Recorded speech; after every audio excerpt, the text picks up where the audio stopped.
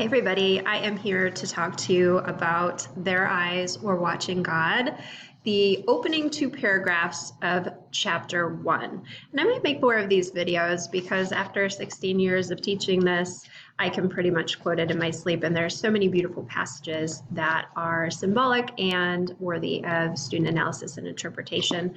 So let's talk about the first two paragraphs of chapter 1. As I have students start reading, we always pause after those first two paragraphs and talk about how it sends messages about gender roles and sort of sets the stage for what to expect in the novel. So I'm going to read it to you, and I'll also project it up on the screen, and then we will chat about some of the things that you should notice. Ships at a distance have every man's wish on board. For some, they come in with a tide. For others, they sail forever on the horizon, never out of sight, never landing until the watcher turns his eyes away in resignation, his dreams mocked to death by time. That is the life of men.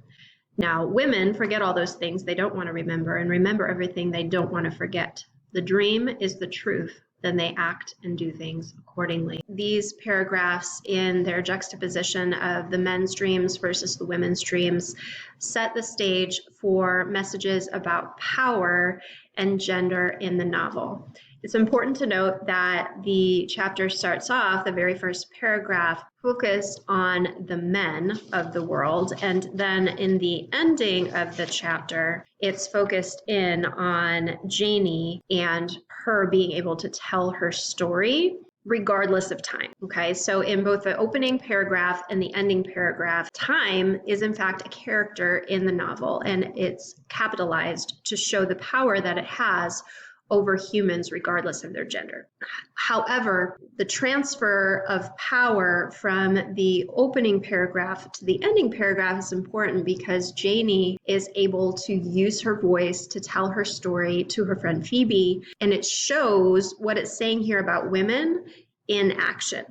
First, though, what is it saying about men and their dreams? Well, the author uses, as Zora Neale Hurston loves to use, a good metaphor. And the dreams are depicted as sailing far off in the distance on ships.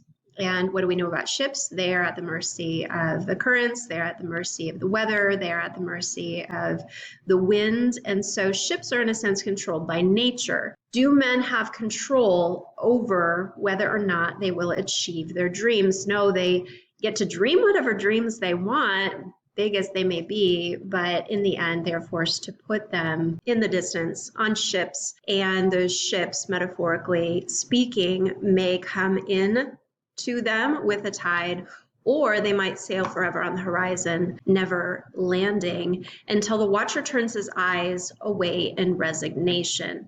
And time as a character here is shown as mocking the dreams of men. So who or what has ultimate power, nature and or time, over the dreams of men and whether or not they will achieve those dreams regardless of whatever actions they might take. In fact, do men take action at all to achieve their dreams?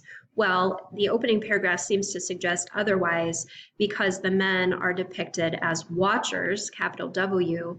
They might think that they have the power shown by the capitalization here.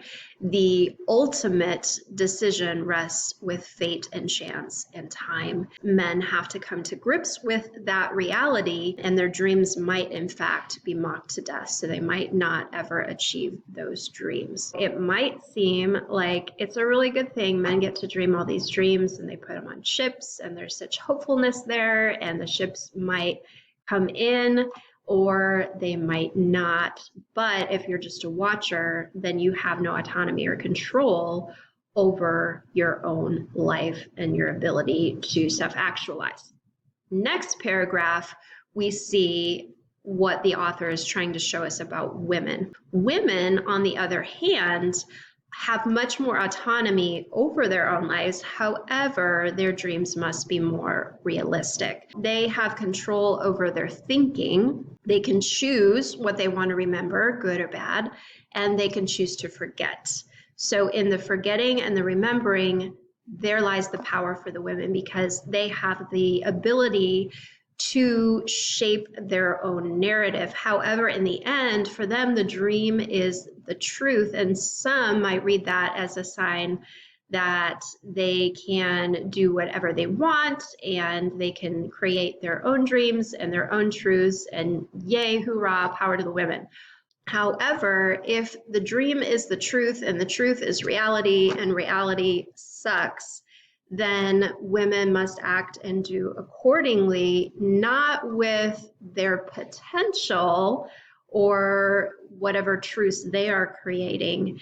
They have to act in accordance with reality. And so the fate of women, although it is much more in their own hands, they're portrayed as smarter than men because they don't just stand there watching. They just take action and they do as well as they can with whatever they have. At the same time, they are portrayed as hopeless as well.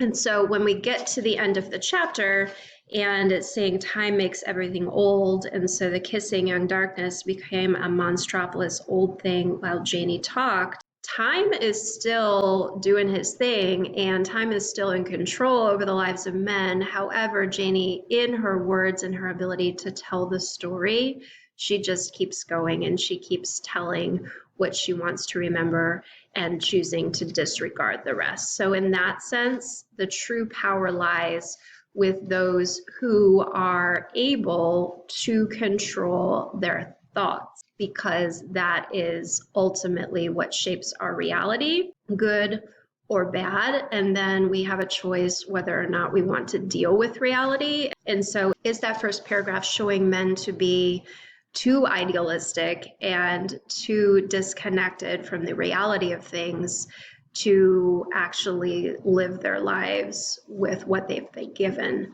Are they just sitting and waiting for the magical genie to appear to lead them to their ship full of dreams? Well, to women, that's never even been a possibility, and they must deal with reality and they can't live in denial. And as a result, they might actually end up getting further than the men because they have that control over their own thoughts, which in turn shapes their stories and their narratives. And there is power in our words, power that time cannot take from us, power that nature cannot take from us. And I think that's a message central to Their Eyes Are Watching God, is the power of a voice and the power of a story and the power of a narrative, and how, despite everything else, we shape how we want to see the world in our own stories. And that is how the chapter starts out. I should mention as well, in chapter 2, we see another reference to those ships at a distance. And so in my edition, it's on page 36. But it's as Nanny is telling Janie about her history and about what happened with her mother and how she had to run away after being raped and having Leafy, Janie's mom. And she says, I could see a big ship at the distance and a great stirring round. So I wrapped Leafy up in moss and fixed her in a tree and picked my way on down to the landing. She says that in that moment, all of us slaves was free. And she feels like she is having a moment where, as a watcher, her ship has come in. She has gotten everything that she has dreamed of. However, she discovers she as a woman is not as free as those big ships in the distance might suggest. She is, and she is forced to deal with reality. And she ends that chapter by saying, "Put me down easy, Janie, I'm a cracked plate." I think that that's an echo back to the second paragraph of the novel and the idea that women are forced to deal with whatever hand nature deals them. Even if it's a low down, dirty deal, they have to accept it and they have to move on with life as well as they can given the circumstances. Thanks so much for watching. I will see you in the next video.